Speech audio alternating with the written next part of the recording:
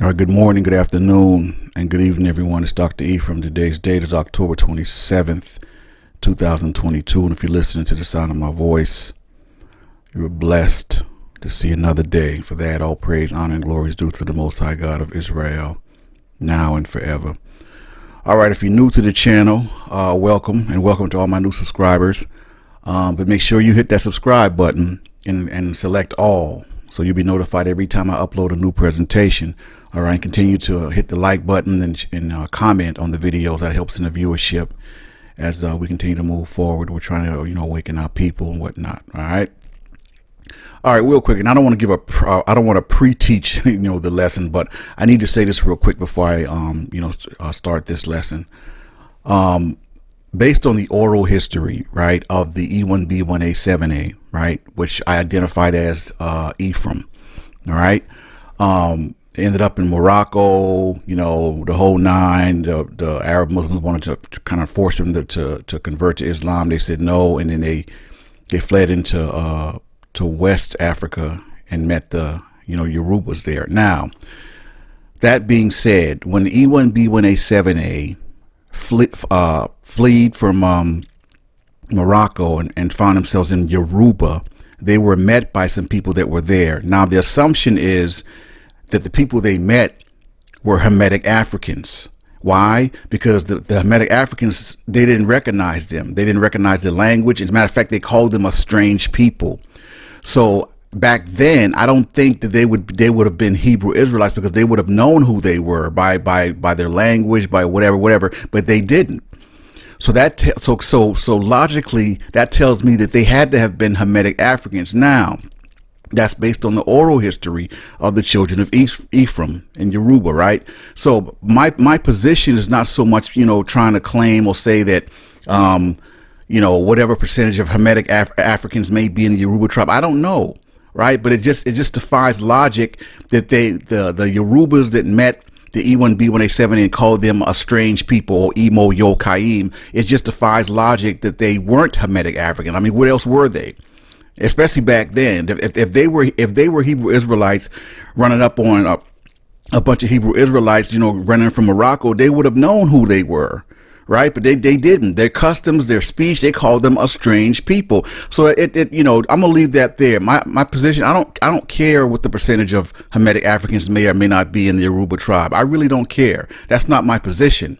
Right. All I'm saying is that based on the oral history, what else could they have been when they met the E1B1A7A that fled from Morocco? Y'all feeling me? So somebody came on the channel trying to defend some argument that was never even there about the percentage of so-called Hamitic Africans in Yoruba. I mean, it's like, dude, it's whatever. Right. All I know is the E1B1A7A is Ephraim. Right. They fled from Morocco, and when they got to Yoruba and met the people that were there, the people looked at them and called them a strange people. Why would they call them strange if they were Israelites? They would have known the language. They would have known the customs even. I mean, it just defies logic. So that being said, like I said, I don't want to pre-teach the lesson, but I hope y'all enjoy this. Until next time, this is Dr. Ephraim signing off. Bringing forth a lesson on the Yorubas, or the children of Ephraim, or the B'nai Ephraim, or Ephraim, linguistically, depending on where you're from, right? Now, I get a lot of questions. Oh, well, Dr. Ephraim, how do you know that, you're from Ephraim, and E1B1A7A is Ephraim, and etc., etc. Okay, well, first and foremost, right? And, I really hate to deal with our various conflicts amongst each other, but the reality is there's going to be a conflict between our people until Scripture says that we won't vex and hate on each other anymore. But anyway, not to get too far down the line, right? Because there's been a big beef between Ephraim and well, not Ephraim actually, the Yorubas and the Igbos. Which, before I even start there, let me just say that, okay, because I feel like I have to state this each and every time so people will get it. Okay, not all Yorubas or Yorubans. I'm not sure exactly if not all Yorubas are Israelites. Okay, not all Igbos are Israelites. We are mixed in to those Hamitic or Canaanite tribes. We're mixed in with them. Okay, and the only way that to know for sure if we're not of the same seed and bloodline is by our DNA. I mean, that's it. Now, me personally, I can look at the features and I can kind of tell who's Hamitic or Canaanite and who's Negro or Shemite, right? So, okay, we have to kind of start there because, and I told you guys a couple videos ago, when I said when I recommended to look up the Biafra video. Okay, the Biafrans, for all intents and purposes, the Igbos with the Biafrans, they are Israelites. Those are our people, right? And what happened with that whole tragedy and them wanting, their own deal and their independence and et cetera, right? So that has to be understood before we can kind of get to the bottom of anything. We have to understand that we're not all exclusively. When we got to Yoruba, well, first of all, let me back up just a little bit. Yoruba was supposedly the so-called founder or father of Yoruba. Supposedly was Oduduwa, right? And said he was supposed to be from or be a descendant of Ham, right, by way of Nimrod. So we know that that's Hamitic, right?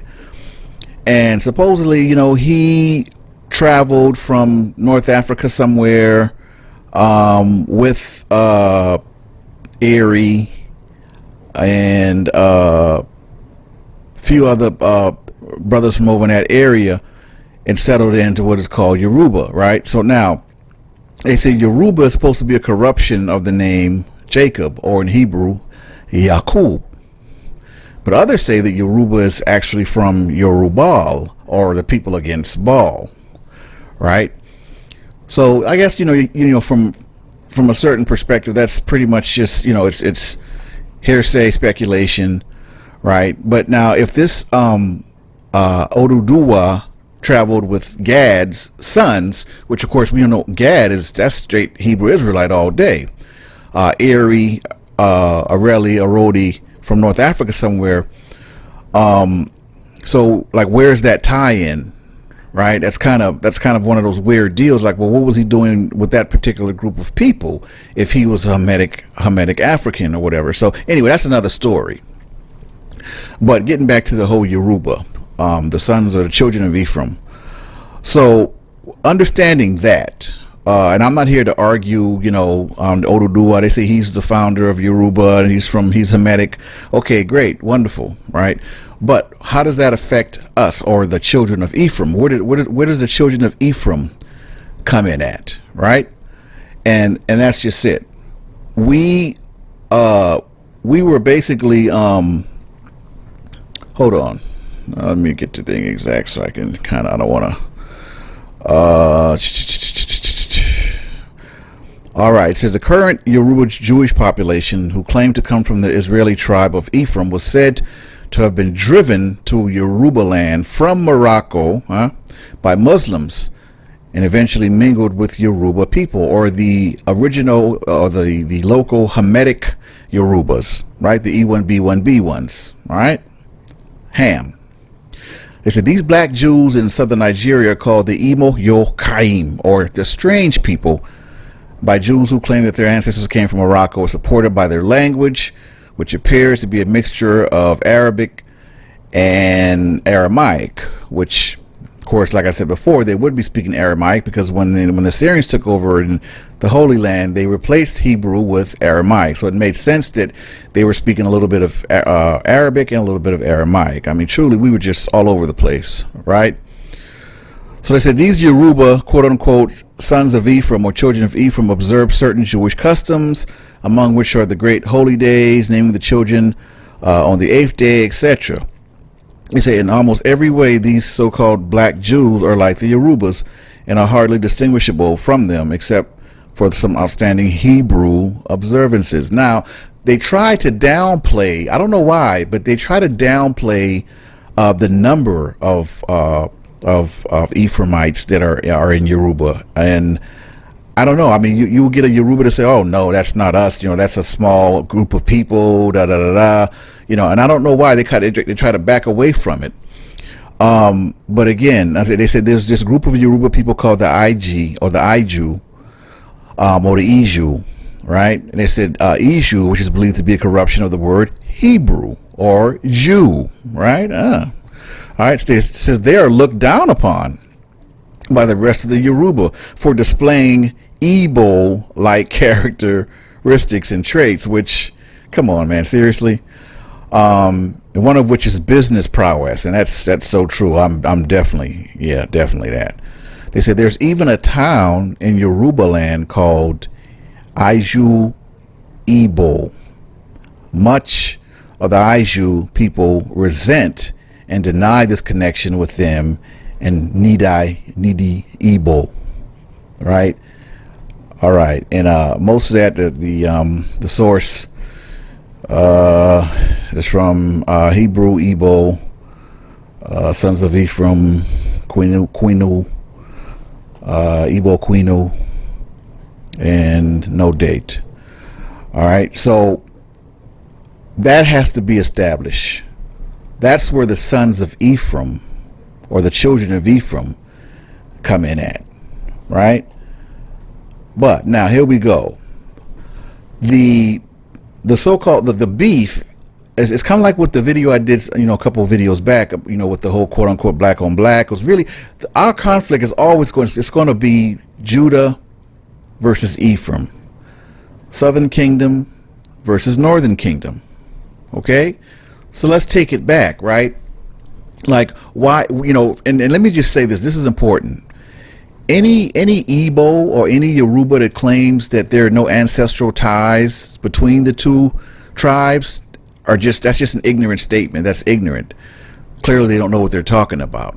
Okay, that's just ignorance. So but I have to say that. Okay,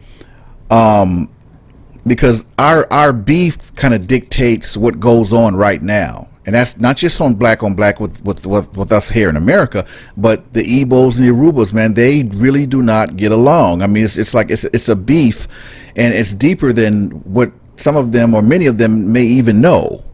How far back this beef goes. Now, let me reiterate this. It says throughout the history in the Promised Land, the children of Israel struggled with conflict among the tribes. The disunity went back all the way to the patriarch Jacob, or Jacob, who presided over a house divided. This is why Yeshua HaMashiach said in Mark 3:25 that if a house be divided against itself, that house cannot stand. And as a people, we are not standing right now. We are scattered. We're all over the place. We don't get along. We don't like each other. And it goes way back before the transatlantic even. Okay? Way before it goes back. All right, there's a name for this division that was rampant and still relevant to this day among various different nations and tribes in Africa. And the 12 tribes of Israel was no different. And that word is called tribalism. Okay, in lay terms, tribalism is when you couldn't care less about anyone that's not in your tribe, period. You have no love for them. So this whole misconception that everyone in Africa is holding hands, singing kumbaya, no, that's not how it is. Africa is very tribal, okay? And it was very common for certain African tribes back in the day to capture other Africans from different tribes and enslave them, sell them, whatever. They didn't care. This is an historical fact, okay? This is a fact. So with our Negro ancestors that were dropped off all over the transatlantic came the same spirit of division, conflict, and animosity of Ephraim versus Judah. Same thing with Yoruba and the Igbos.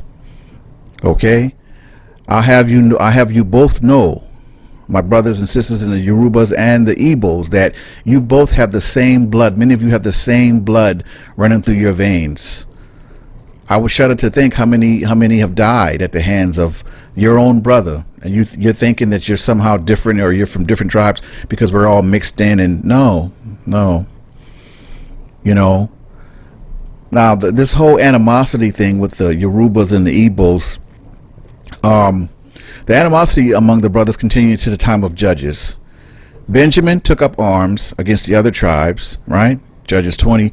Israel's first king, Saul, was the tribe of Benjamin. When David was crowned king, David was from the tribe of Judah. The Benjamites rebelled. 2 Samuel 2 and 3. After a long war, 2 Samuel 3 and 1, David succeeded in uniting all 12 tribes. But the frailty of the union was exposed, however, when David's son Absalom promoted himself as the new king and drew many Israelites away from their allegiance to David. See, that's the BS. Significantly, Absalom set up his throne in Hebron, the site of the former capital. A later revolt was led by a man named Sheba against David and the tribe of Judah. The reign of David's son Solomon saw more unrest when one of the king's servants, Jeroboam, rebelled. Jeroboam was on the king's errand when he met the prophet Ahijah, who told him that God was going to give him authority over 10 of the 12 tribes of Israel. God's reason for the division of the kingdom was definitive, quote, because they have forsaken me and have not walked in my ways. However, God promised that David's dynasty would continue, albeit over a much smaller kingdom, for the sake of God's covenant with David and for the sake of Jerusalem, God's chosen city. When Solomon learned of the prophecy, he sought to kill Jeroboam, who fled to Egypt for sanctuary. There goes Egypt. We're so connected with Egypt, right? There's no denying that. After Solomon's death, his son Rehoboam was set to become the next king. Jeroboam returned from Egypt and led a group of people to confront Rehoboam. Look at that. With a demand for a lighter tax burden. So, man, you tripping, man. We ain't finna handle that. We ain't finna have that. So when Rehoboam refused the demand, 10 of the tribes rejected Rehoboam and David's dynasty, and Ahijah's prophecy was fulfilled. Here we go. Only Judah and Benjamin remained loyal to King Rehoboam. The northern tribes crowned Jeroboam as their king, and Rehoboam made plans to mount an assault on the rebel tribes. So brothers and sisters, see what I'm describing here. This beef, this disconnect amongst our people, it didn't just start in Nigeria, okay? It didn't just start with the enslavement of our people all throughout the transatlantic. No. I mean, some people try to gloss it over and try to make it seem like, yeah, we were taught this behavior against each other. Not, no, that's not. I mean, don't get me wrong now. Don't get me wrong. Don't get it twisted. Our ancestors did have some help in encouraging the intra-racism, if you will, right? We talk about the whole Willie Lynch thing and everything. But what I'm saying is that what I'm trying to put in the universe is that the reality is the Yorubas versus the Igbos, the so-called black on black, it all goes back to the northern and southern kingdom. It's all prophecy. In other words, it's all prophecy. Okay? And so, here we go. Meanwhile, Jeroboam further consolidated his power by instituting a form of calf worship, wow, unique to his kingdom, and declaring that pilgrimages to Jerusalem were unnecessary. Thus, the people of the northern tribes would have no contact with the tribes of Judah and Benjamin. You see, my people? You see that? So Israel has been in rebellion against the house of David to this day. The northern kingdom, or Ephraim, is called the house of Israel, or sometimes simply just Ephraim in scripture, and the southern kingdom is called Judah. From the divine viewpoint, the division was a judgment on not keeping God's commandments, specifically the commands prohibiting idolatry. From a human viewpoint, the division was the result of tribal discord and political unrest. The principle is that sin brings divisions, But never fret or fear, because the Most High is most gracious and merciful. And in his word, he promises that the two kingdoms will reunite. He will raise a banner for the nations and gather the exiles of Israel. He will assemble the scattered people of Judah from the four corners of the earth.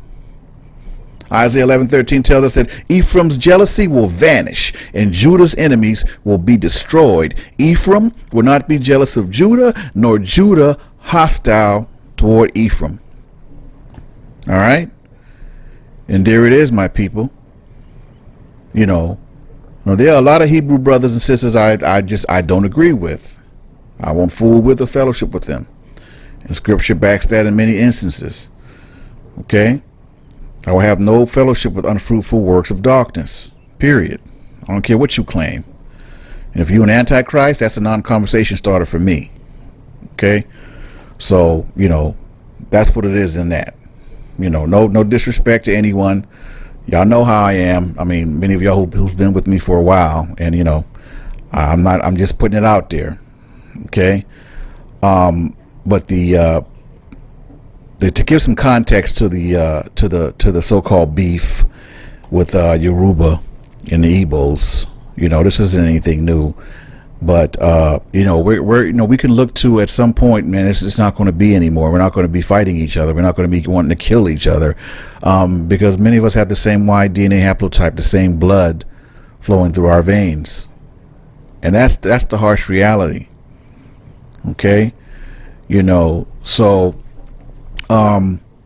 With that being said,